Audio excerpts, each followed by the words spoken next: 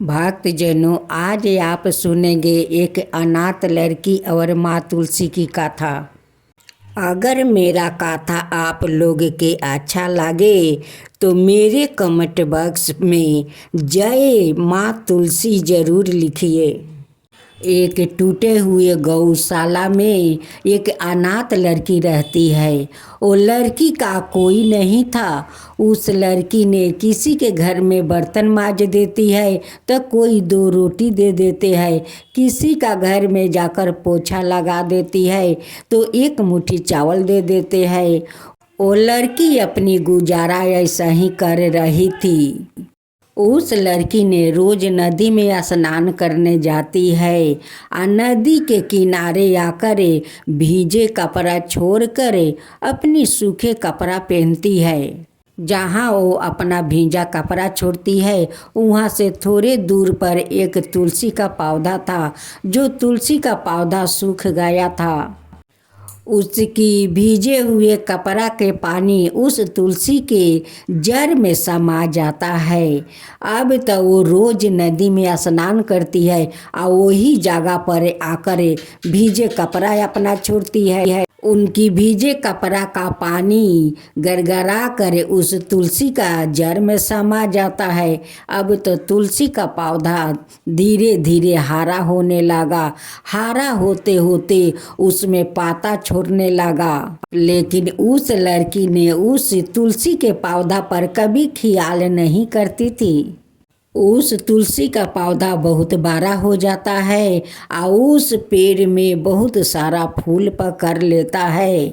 तुलसी बहुत खुशी हो जाती है या खुश होकर उस पौधा से प्रकट होती है और उस लड़की से कहती है कि लड़की, मैं तुझ पर बहुत प्रसन्न हूँ, आज तू मुझसे कोई वर मांग ले। लड़की उस तुलसी को देखकर बहुत अचकित हो जाती है।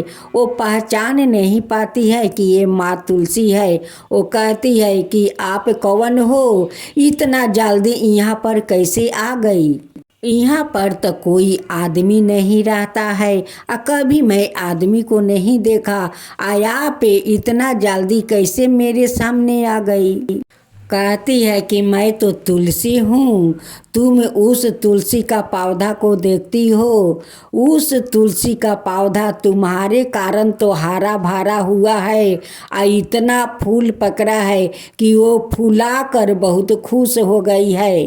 वो तुम्हारे कारण अब मैं उस पौधा में रहती हूँ। मैं तुलसी हूँ बेटी, उस पौधा के तुमने जिंदा किया है। अब मैं आज खुश होकर आज प्रकट हुई हूँ, तुम्हारे सामने खड़ी हूँ और तुम्हें कुछ मांगने के लिए कहती हूँ, तुम मुझसे कुछ मांग लो।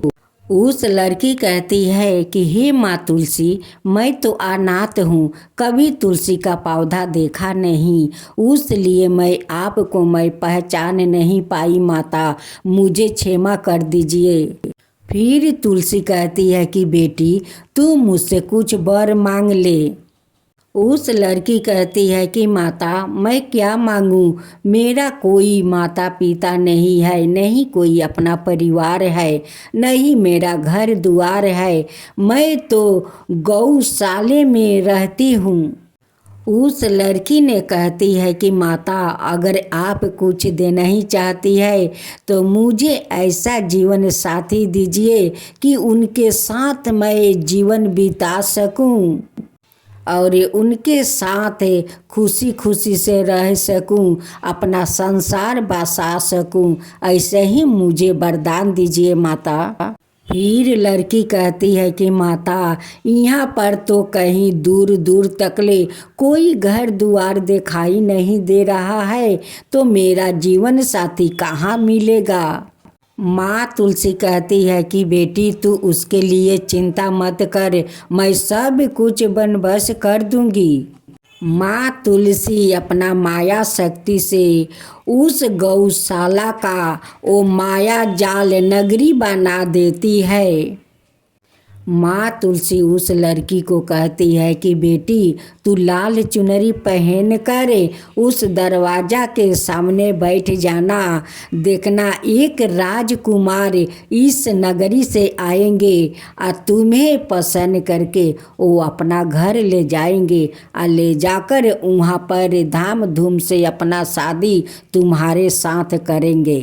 उस लड़की माँ तुलसी से वो रो कर कहती है कि माँ आप मेरे लिए इतना कुछ कर रही है तो आप मेरा माँ बन जाइए और उस राजकुमार के हाथ में अपना हाथ से मेरे हाथ धरा दीजिए। माता कहती है कि माँ अगर आप मेरे हाथ अपना हाथ से उस लड़के के हाथ में नहीं देगी तो मैं उस लड़का के साथ नहीं जाऊंगी। माँ मैं उसी टूटे हुए गौशाला में मैं अपना गुजारा कर लूँगी, लेकिन उस लड़का के साथ मैं नहीं जाऊंगी। नहीं तो आपका एक दिन के लिए मेरे माँ बन जाइए। माता आप तो सभी को माँ है तो मेरा माँ आप बन जाइए। अब माँ बन कर उनके हाथ में मेरा हाथ दे दीजिए। माँ तुलसी बहुत दुविधा में पड़ जाती है और चिंता करती है कि ये लड़की को तो कोई नहीं है, ये तो बेचारी अनाथ है, मैं क्या करूँ। माँ तुलसी कहती है कि ठीक है बेटी, मैं अपना हाथ से तेरे हाथ उस लड़के के हाथ में दे दूंगी। लड़की जाकर दरवाजे पर बैठ जाती है। राजकुमार आते हैं तो उस लड़की को देखते रह जाते हैं। लड़का कहता है कि मैं तुम्हारा माता पिता से मैं बात करना चाहता हूँ। लड़की कहती है कि मेरा माता है पिता नहीं है, जो है मेरी माँ है वही मेरी माँ है, वही मेरी पिता है, वो जो कहेंगे वही मैं करूँगी। माँ तुलसी एक साधारण सा माता का रूप में आती है। कहती है कि बेटा आप मेरे बेटी से शादी करना चाहते हो। लड़का कहता है कि हाँ मुझे तो बहुत पसंद है, मैं तो आपसे बात करना चाहता था। माँ तुलसी उस लड़की के हाथ उस लड़का के हाथ में धरा देती है और दोनों उनकी आशीर्वाद लेते हैं और कहती है कि दूधो नहाओ पूतो फलो, अखंड सौभाग्यवती रहो बेटी। इस माया जाल नगरी का नाम रोशन करना बेटी, रोशन करना, तू मुझे भूल मत जाना बेटी। बेटी कहती है कि माता मैं कभी नहीं भूलूंगी, इस माँ को तो कभी नहीं भूलूंगी और सभी गाँव वासियों को सभी को बोलूंगी कि माँ तुलसी का आंगन में बैठा कर सभी लोग श्रद्धा भक्ति से पूजा पाठ करें। मैं तो आपका शरण में रहूँगी माँ, आपका सेवा करूँगी, आपका पूजा पाठ करूँगी माँ, आपको कभी नहीं भूलूँगी।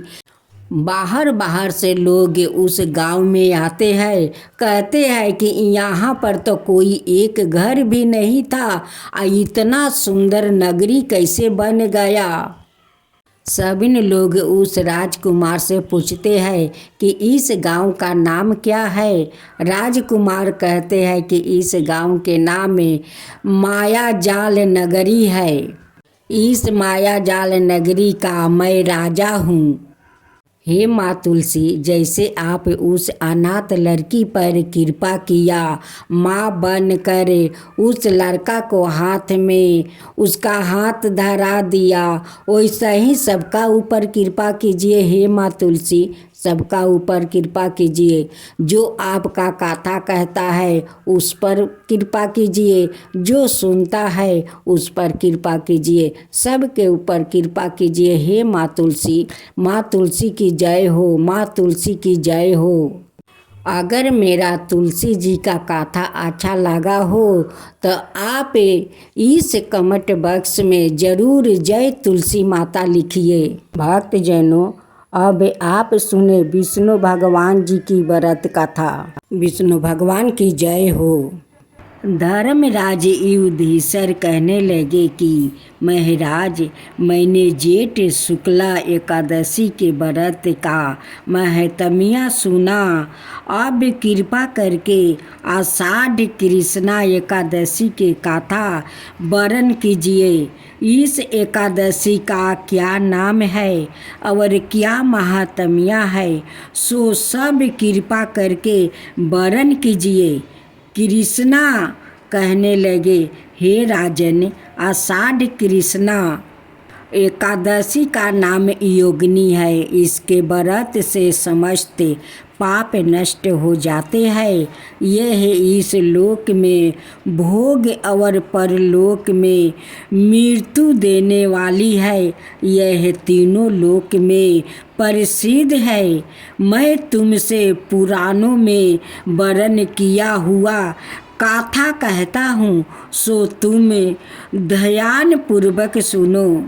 स्वर्ग धाम की अलंकापुरी नाम का नगरी में कुबेर नाम का एक राजा रहता था।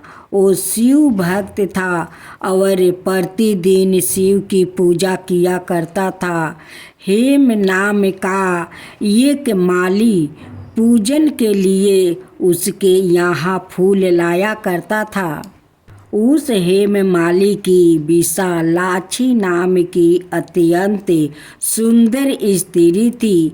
एक दिन वो मानसरोवर से पुष्पा तोड़ ले आया, परंतु कामासक्त होने के कारण वो अपनी स्त्री से हंसिया विनोद और रमन करने लगा।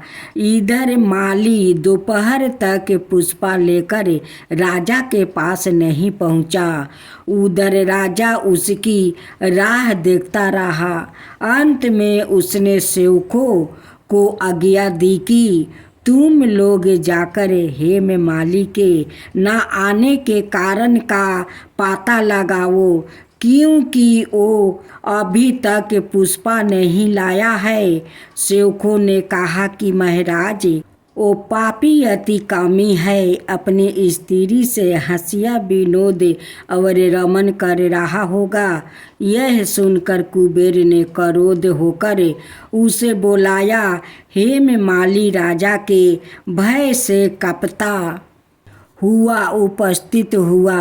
राजा कुबेर क्रोध के मारे जिसके ओठ कांप रहे थे, कहने लगा, अरे पापी नीचा कमी, तूने मेरा परम पूजनीय ईश्वरों के भी ईश्वर श्री शिवजी महाराज का अनादर किया है। इसलिए मैं तुझको श्राप देता हूँ कि तू स्त्री का वियोग में सहेगा और मृत्यु लोक में जाकर कोढ़ी होगा। कुबेर के श्राप से हेममाली का स्वर्ग से पतन हो गया और वो उसी क्षण पृथ्वी पर गिर गया। भूतल पर आते ही उसके श्वेत कोढ़ी निकल आया। उसकी स्त्री भी उसी समय अंतर्ध्यान हो गई। मृत्यु लोक में आकर उसने अनेक दुख भोगे। भयानक जंगल में जाकर बिना अन्न और जल के भटकता रहा।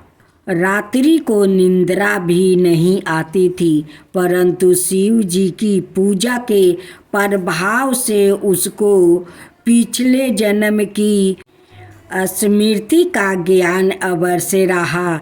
घूमते घूमते एक दिन वो मार्कंड ऋषि के आश्रम में पहुंच गया, जो ब्रह्मा से भी अधिक वृद्ध थे और जिनका आश्रम ब्रह्मा की सभा के समान लगता था। हेममाली वहाँ जाकर उनके पैरों में गिर पड़ा। उसको देखकर मार्कंड जी बोले कि तूने ऐसा कौन सा पाप किया है जिसके प्रभाव से तू कोढ़ी होकर महान दुख भोग रहा है। हेममाली कहने लगा, कि मैं कुबेर का सेवक हेममाली हूँ। मैं राजा की पूजा के लिए नित प्रति पुष्पा लाया करता था। एक दिन मुझे अपनी स्त्री के साथ विहार करते देर हो गई और दोपहर तक पुष्पा लेकर नहीं पहुंच सका तो उन्होंने मुझे श्राप दे दिया कि तुझे स्त्री का वियोग होगा और मृत्यु लोक में जाकर कोढ़ी बनकर दुख भोगेगा। इसी श्राप से मैं कोढ़ी होकर अत्यंत दुख भोग रहा हूँ। अतः आप कोई ऐसा उपाय बताइए जिससे मेरा यह दुख दूर हो जाए। इस पर मार्कंड ऋषि बोले कि तूने मेरा सम्मुख चूंकि सत वचन कहा है, इसलिए मैं तेरा उद्धार के लिए एक व्रत बताता हूँ। यदि तू आषाढ़ मास के कृष्णा पक्ष की योगिनी नाम की एकादशी का विधि पूर्वक व्रत करेगा तो तेरा सब पाप नष्ट हो जाएगा। यह सुनकर हेममाली ने अत्यंत प्रसन्न होकर मुनि को दंडवत प्रणाम किया। मुनि ने उसको अत्यंत स्नेह के साथ उठाया। हेममाली ने मुनि के कथा अनुसार विधि पूर्वक योगिनी एकादशी का व्रत किया और इसके प्रभाव से अपने पूर्ण स्वरूप में आकर अपनी स्त्री के साथ विहार करने लगा। हे राजन, यह योगिनी एकादशी का व्रत 88,000 ब्राह्मणों को भोजन कराने के बराबर फल देता है। इसके व्रत से समस्त पाप दूर हो जाते हैं और अंत में स्वर्ग की प्राप्ति होती। अब साथ में सुनेंगे लपसी तपसी की कथा। एक लपसी था, एक तपसी था। तपसी हमेशा भगवान की तपस्या में लीन रहता था। लपसी रोजाना 1.25 सेर की लपसी बनाकर भगवान का भोग लगाकर जिमा लेता था। एक दिन दोनों लड़ने लगे। तपसी बोला, मैं रोज भगवान की तपस्या करता हूँ, इसलिए मैं 12 हूँ। लपसी बोला, मैं रोज भगवान को 1.25 सेर लपसी का भोग लगाता हूँ, इसलिए मैं 12 हूँ। नारद जी वहाँ से गुजर रहे थे। दोनों को लड़ता देख कर उनसे पूछा कि तुम क्यों लड़ रहे हो।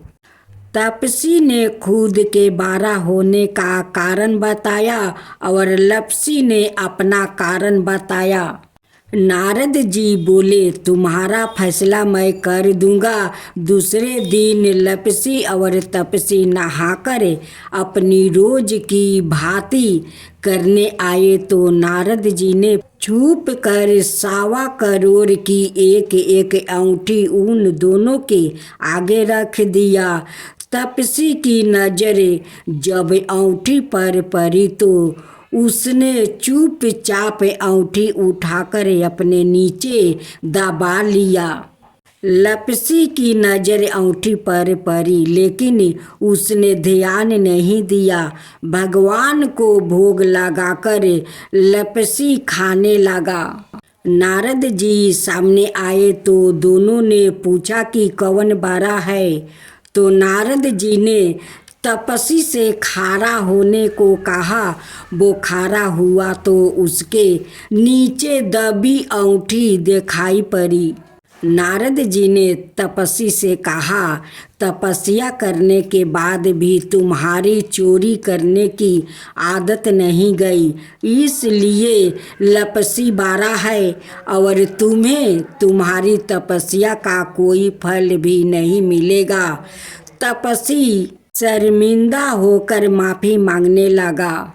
उसने नारद जी से पूछा, मुझे मेरी तपस्या का फल कैसे मिलेगा। नारद जी ने कहा, यदि कोई गाय और कुत्ते की रोटी नहीं बनाएगा तो फल तुझे मिलेगा। यदि कोई ब्राह्मण को भोजन करवाकर दक्षिणा नहीं देगा तो फल तुझे मिलेगा। यदि कोई साड़ी के साथ ब्लाउज नहीं देगा तो फल तुझे मिलेगा। यदि कोई दिए से दिया जलाएगा तो फल तुझे मिलेगा।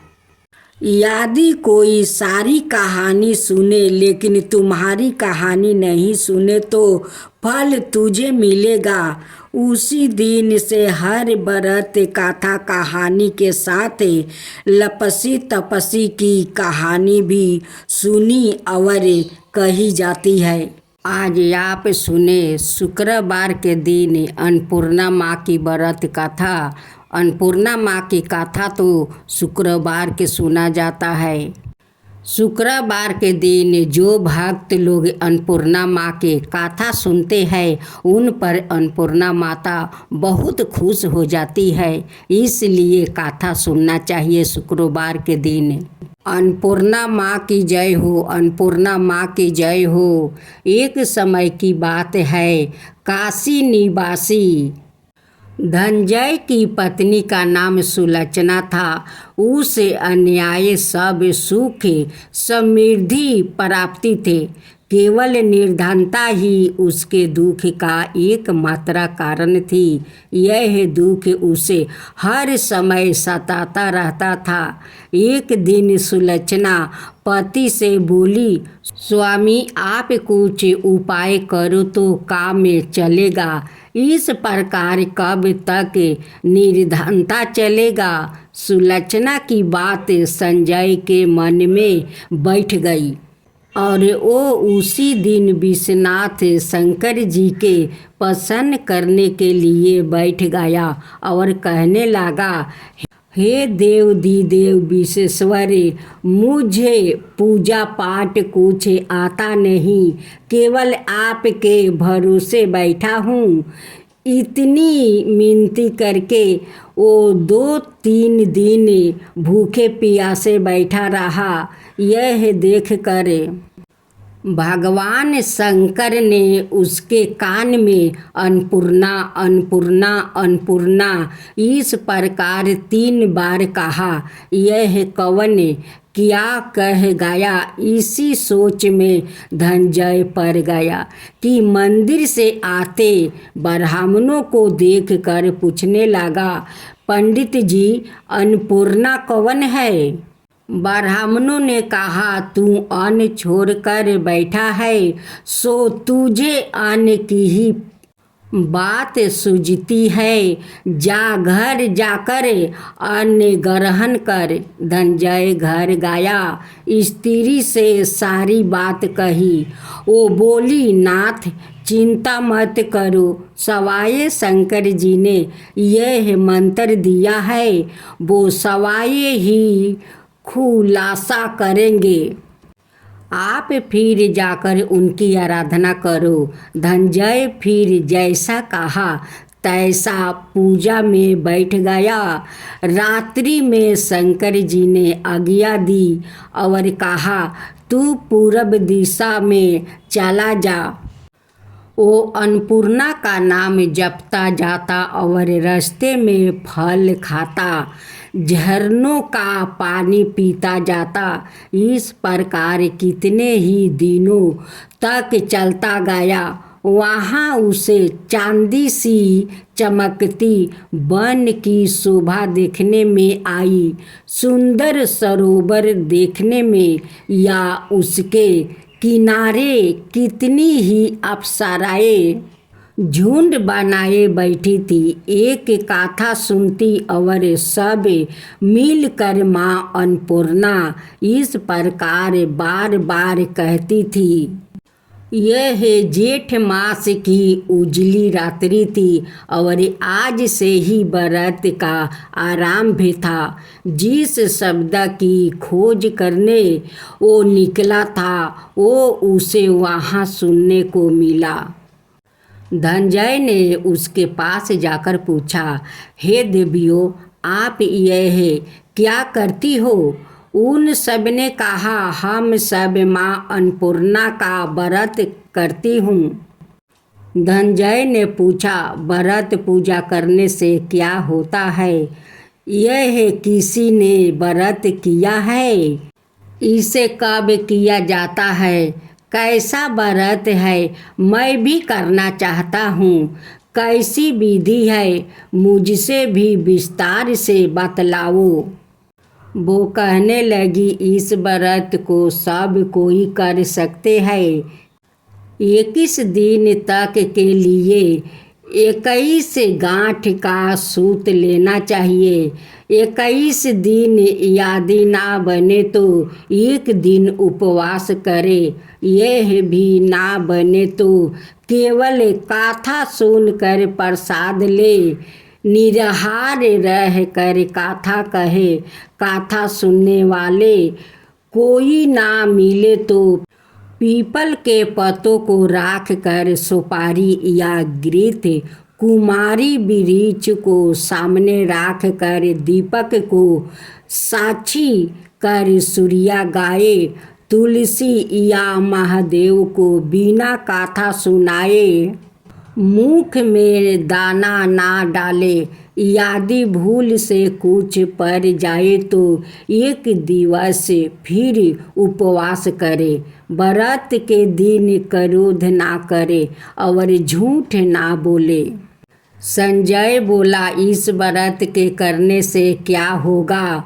वो कहने लगी, इसके करने से अंधों को नेत्र मिले, लूलों को हाथ मिले, निर्धन के घर धन आए, बाजिन को संतान मिले, मूर्ख को विद्या आए। जो जिस कामना से व्रत करे माँ उसकी इच्छा पूरी करती है। वो कहने लगा, बहनों, मेरे पास भी धन नहीं है, विद्या नहीं है, कुछ भी तो नहीं है। मैं तो दुखिया ब्राह्मण हूँ। मुझे इस व्रत का सूत दोगी? हाँ भाई, तेरा कल्याण हो, हम तुम्हें अवश्य दूंगी। ले, इस व्रत का मंगल सूत ले। धनंजय ने व्रत किया। व्रत पूरा हुआ। सभी सरोवर में से 21 खंड की स्वर्ण सीढ़ी हीरा मोती जरी हुई प्रकट हुई। धनंजय जय अन्नपूर्णा अन्नपूर्णा कहता जाता था। इस प्रकार कितनी ही सीढ़ियाँ उतर गया तो क्या देखता है कि करोड़ों सूर्य से प्रकाशमान अन्नपूर्णा का मंदिर है। उसके सामने स्वर्ण सिंहासन पर माता अन्नपूर्णा विराजमान है। सामने भिक्षा हेतु शंकर भगवान खड़े हैं। देवगणों चावर डोलाती है। कितनी ही हथियारों बंधे पहरा देती है। धनंजय दौड़ कर जगदम्बा के चरणों में गिर गया। देवी उसके मन का कैले से जान गई। धनंजय कहने लगा, माता, आप तो अंतर्यामी हो, आपको अपनी दशा क्या बताऊं? माता बोली, मेरे व्रत किया है, जा संसार तेरा सत्कार करेगा। माता ने धनंजय की जीभा पर विराज मंत्र लिख दिया। अब तो उसके रोम रोम में विद्या प्रकट हो गई।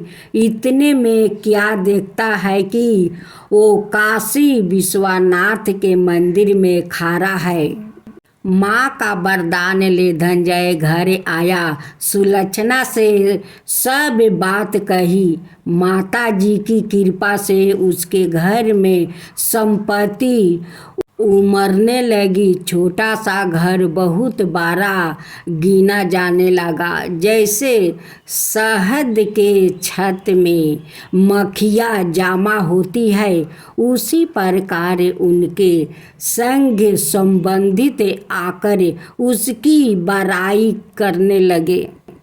कहने लगे, इतना धन और इतना बड़ा घर, सुंदर संतान नहीं हो तो इस कमाई का कौन भोग करेगा। सुलक्षणा से संतान नहीं है, इसलिए तुम दूसरा विवाह करो।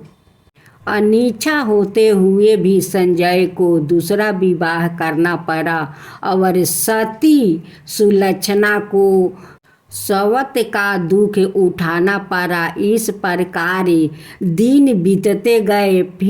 फिर जेठ मास आया। नए बंधन से बंधे पति से सुलक्षणा ने कहलाया कि हम व्रत के प्रभाव से सुखी हुए हैं, इस कारण यह व्रत छोड़ना नहीं चाहिए। यह माता जी का प्रताप है जो हम इतने संपन्न और सुखी है। सुलक्षणा की बात सुन संजय उसके यहाँ आया और व्रत में बैठ गया। नई बहू को इस व्रत की खबर नहीं थी। वो धनंजय के आने की राह देख रही थी। दिन बीतते गए और व्रत पूर्ण होने में 3 दिवस बाकी थे कि नई बहू को खबर पड़ी। उसके मन में ईर्ष्या की ज्वाला दहकने लगी। सुलक्षणा के घर आ पहुंची और उसने वहां भाग दौड़ मचा दिया। वो धनंजय को अपने साथ ले गई। नए घर में धनंजय को थोड़ी देर के लिए नींद आ गया। इसी समय नई बहू ने उसका व्रत का सूत तोड़कर आग में फेंक दिया। अब तो माता जी का कोप जाग गया। घर में अकस्मात आग लग गई। सब कुछ जल कर खाक हो गया। सुलक्षणा जान गई और पति को फिर अपने घर ले आई। नई बहू रूठ कर पिता के घर जा बैठी। पति को परमेश्वर मानने वाली सुलक्षणा बोली, नाथ घबराना नहीं, माता जी की कृपा अलौकिक है। पुत्र कुपुत्र हो जाता है पर माता कुमाता नहीं होती। अब आप श्रद्धा और भक्ति से आराधना शुरू करो, वो जरूर हमारा कल्याण करेगी। धनंजय फिर माता के पीछे पड़ गया। फिर वही सरोवर सीढ़ी प्रकट हुई। उसमें माँ अन्नपूर्णा कह कर वहाँ से उतर गया। वहाँ जाकर माता जी के चरणों में रुदना करने लगा। माता प्रसन्न होकर बोली, यह मेरी स्वर्ण की मूर्ति ले, उसकी पूजा करना, तू फिर सुखी हो जाएगा। जा, तुझे मेरा आशीर्वाद है। तेरी स्त्री सुलक्षणा ने श्रद्धा से मेरा व्रत किया है, उसे मैंने पुत्र दिया है। धनंजय ने आंखें खोली तो खुद को काशी विश्वनाथ के मंदिर में खड़ा पाया। वहाँ से फिर उसी प्रकार घर को आया। इधर सुलक्षणा के दिन चढ़े और महीने पूरे होते ही पुत्र का जन्म हुआ। गांव में खुशियाँ की लहर दौड़ गई। इस प्रकार उसी गांव के निस्तान सेठ के पुत्र होने पर उसने माता अन्नपूर्णा का मंदिर बनवा दिया। उसमें माता जी धूमधाम से पधारी, यज्ञ किया और धनंजय को मंदिर के आचार्य का पद दे दिया, जीविका के लिए मंदिर की दक्षिणा और रहने के लिए 12 सुंदर सा भवन दिया। संजय स्त्री पुत्रा सहित वहाँ रहने लगा। माता जी की चढ़ावा में भरपूर आमदनी होने लगी। उधर नई बहू के पिता के घर डाका पड़ा, सब लूट गया। वो भीख मांगकर पेट भरने लगा। सुलक्षणा ने यह सुना तो उन्हें परिबंध कर दिया। धनंजय, सुलक्षणा और उसका पुत्रा माता जी के कृपा से आनंद से रहने लगा। माता जी ने जैसे इनके भंडार भरे वैसे सबके भंडार भरे।